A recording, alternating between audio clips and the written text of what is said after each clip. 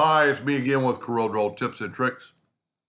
Don't really know what to call this kind of a flower, but I've got some pretty interesting tools here, an interactive fill tool. And that's kind of what you need right there. And I've got my indexing lines turned on, and they're in the center of the page. I'm going to take a 3-point line, and I'm going to make that curve.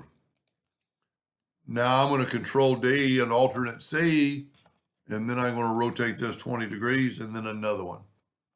Now I'm really going to work probably on this one, but I'm going to take my shape. I'm going to get my 3-point curve line again, and I'm going to go from there down to about midway of that and then give it a curve. I'm trying to get that line to kind of stay there. Now I'm going to take my 3-point curve line again. Well, I didn't do a good job of connecting. Everything's got to be connected. 3-point curve line, and I'm just going to take and make a little pocket here. Now we're not done yet, but I'm going to take my Smart Fill tool. I'm going to use a different. We'll use black. So I'm going to nudge that out of the way and that out of the way. And then I'm not going to get rid of these lines. I'm going to move them over. Then I'm going to left click, right click, and I'm going to move both of them back over to the center. Now I'm going to Control D. Well, you know what? I'm going to delete that. I'm going to group them together, Control G, Control D, alternate C, and I'm going to have it rotate 20 degrees. And see, we got a little bit of a space there, so we could do one of two things. Let's just take that away, and let's make, I have to ungroup it.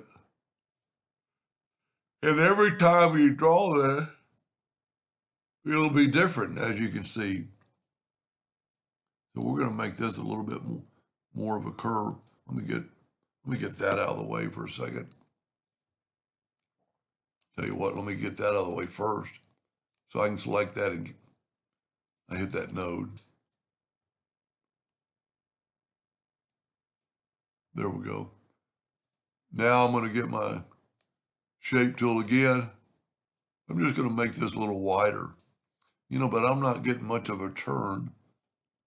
See, but I'm changing. There we go. We're changing the degree because we changed both sides. That's really why I had that third line. Then I'm going to go back from right there, and just have this little bit of a wick. Now let's group that together, Control G, Control D, alternate C, and we're going to rotate it 20 degrees. And that's exactly what I wanted to do. We could actually cut this line and fill all that in with the Smart Fill tool. That was going to look cool. Nudge that in, nudge that over. Let's get rid of this. So like I was saying, every single time I tried to draw it, I was getting that. So we're going to go with the Smart Fill. Use that turquoise. And then we'll use a black, or not a black, but a dark blue on here. Now we're going to take, this might look pretty cool. I'm going to select that blue.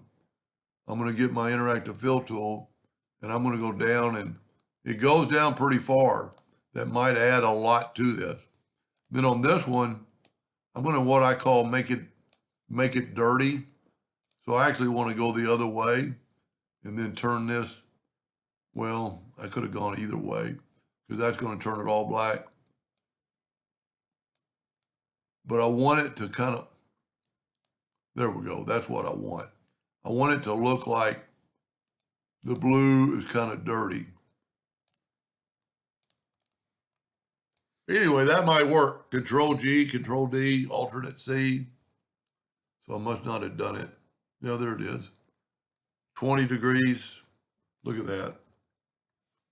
Control D, 40 degrees. Control D. This one might look better than the first one. But see how they kind of like interlocked. so you don't have any in front. I kind of like it. It's completely different than the other one, but that's what I was saying.